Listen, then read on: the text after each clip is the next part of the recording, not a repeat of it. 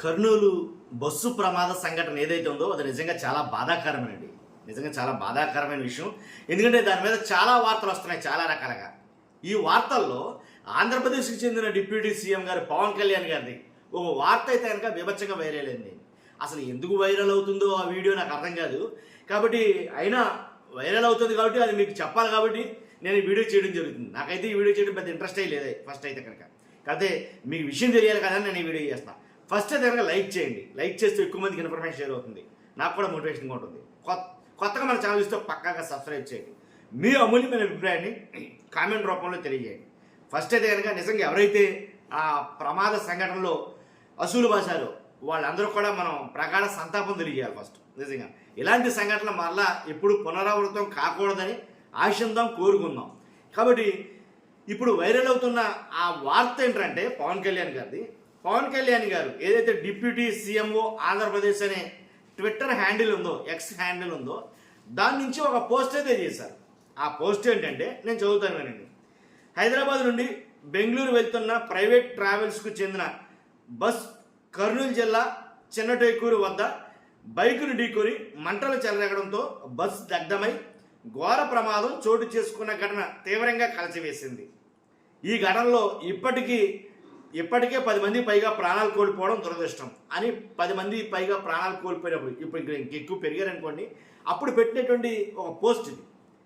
అదండి దీంట్లో పెద్ద తేడా ఏముందంటే కనుక దీనికన్నా ముందు ఇంకో పోస్ట్ పెట్టారంట. చెప్తారు అది కూడా. హైదరాబాద్ నుండి బెంగళూరు వెళ్తున్న వేమూరు కావేరీ ట్రావెల్స్కు చెందిన ప్రైవేట్ బస్సు కర్నూలు జిల్లా చిన్నటేకూరు వద్ద బైకును ఢీకొని మంటలు చెలరేగడంతో బస్సు దగ్ధమై ఘోర అగ్ని ప్రమాదం చోటు చేసుకున్న ఘటన తీవ్రంగా కలచివేసింది. ఈ ఘటనలో ఇప్పటికే 10 మందికి పైగా ప్రాణాలు కోల్పోవడం దురదృష్టకరం అని ఒక పోస్ట్ అయితే కనుక వేయడం జరిగింది. నేను చదివింది రెండూ ఒకటే. కానీ ఒకటి ఏంటంటే ఏదైతే ప్రైవేట్ ట్రావెల్స్ అని చదవడం, ఇంకోటి ఏంటంటే వేమూరి ట్రావెల్స్ అని చదవడం.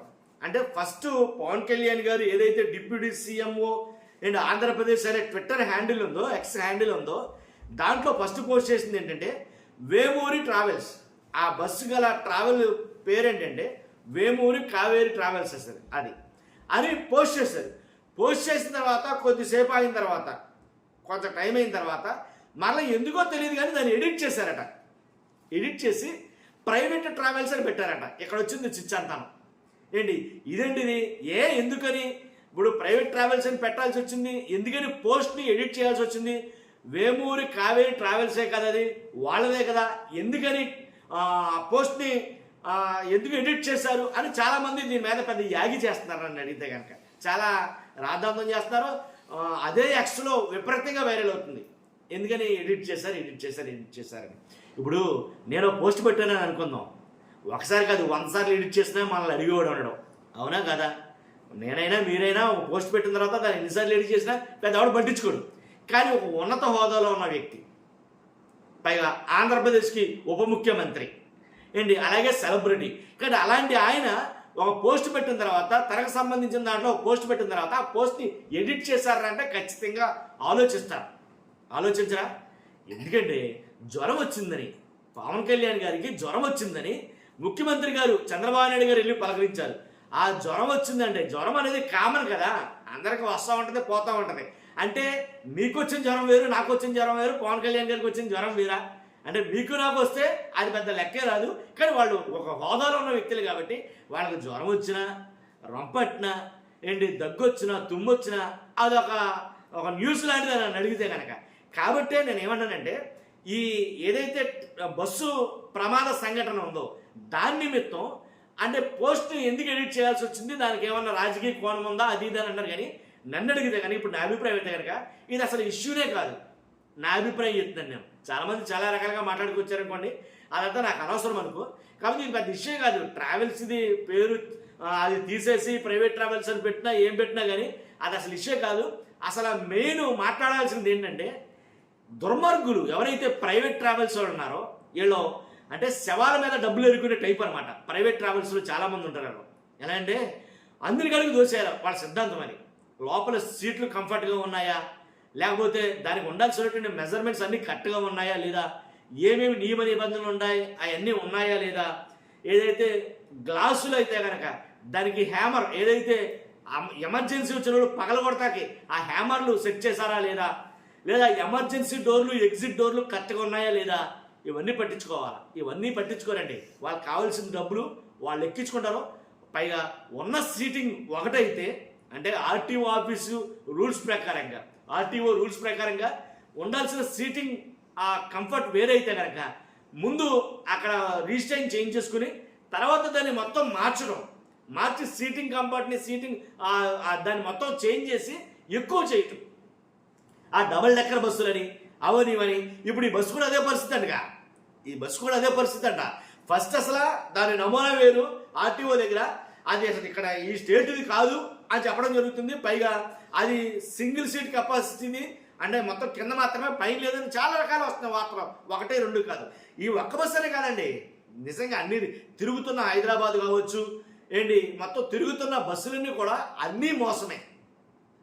ఏంటంటే ఓ పొల్యూషన్ చెకప్ ఉండదు, తర్వాత ఒక ఏమీ ఉండవు దానికి. ఆ బస్సుకు సంబంధించినవి ఏమీ ఫుల్ ఫ్లెడ్జెడ్గా ఉండకపోయినా తిప్పేస్తారు. ఏంటంటే కనుక లంచాలు ఇచ్చేయడం, ఐడికాడికి లంచాలు ఇచ్చేయడం, వాళ్ళు ఇష్టాసరంగా చేయడం.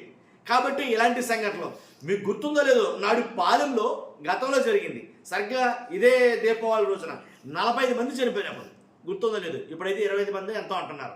కాబట్టి అప్పుడు జబ్బా ట్రావెల్స్, ఇప్పుడు కావేరీ ట్రావెల్స్. కాబట్టి ఇలాంటి సంఘటనలు జరిగినప్పుడు మరీ ఘోరమైన పరిస్థితి అండి. ఏంటంటే నిద్రలో ఉన్న వాళ్ళు నిద్రలోనే చనిపోవడం అంటే భయంకరమైన విషయం. కాబట్టి ఇది ఎవరి వల్ల, జస్ట్ ఆ డ్రైవరు ఇలా ఆగిపోయింది బస్సు, మీరందరూ కిందకి దిగిపోండి అని ఒక మాట అంటే సరిపోనంట. లేదు ఆడు బయటకు వచ్చి కనీసం తగలబడిపోతున్నప్పుడైనా ఆ ఎగ్జిట్ డోర్లు ఓపెన్ చేస్తే సరిపోను. చాలామందికి బస్సు ఎక్కిన వాళ్ళకి చాలామందికి ఎగ్జిట్ డోర్ ఎక్కడ ఉంటుంది, ఎమర్జెన్సీ డోర్ ఎక్కడ ఉంటుంది, ఆ డోర్లు ఎలా ఓపెన్ చేయాలి అనేది కూడా తెలియదండి.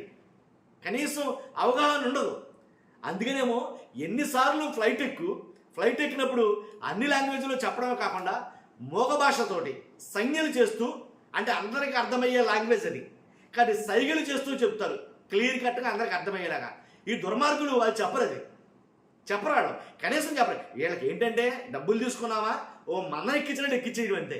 దాంట్లో ఉండాల్సిన మినిమం ఫెసిలిటీస్ కూడా ఉండవు. మీరు అబ్జర్వ్ చేస్తారా లేదో, అంత దారుణం. కాబట్టి ఏదేమైనా వాళ్ళు తోలే ర్యాష్ డ్రైవింగ్ కావచ్చు, కొన్ని 100 కిలోమీటర్ల స్పీడ్తో తోలడం కావచ్చు, వాళ్ళకి కావాల్సిన డబ్బు.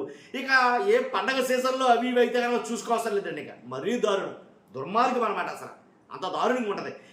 టిక్కెట్ 400 అయితే కనుక 800, 1000, 1500, 2000, 3000 వాళ్ళ ఇష్టం. ఇక యాక్చువల్గా ఈ ప్రమాదం జరిగిన బస్సుకి ఓన్లీ కింద వరకే సీటింగ్ కంఫర్ట్ అని అంటారు, కానీ పైన కూడా చేయించారు అని అనధికారంగా చేయించారు అని మాట్లాడతారు.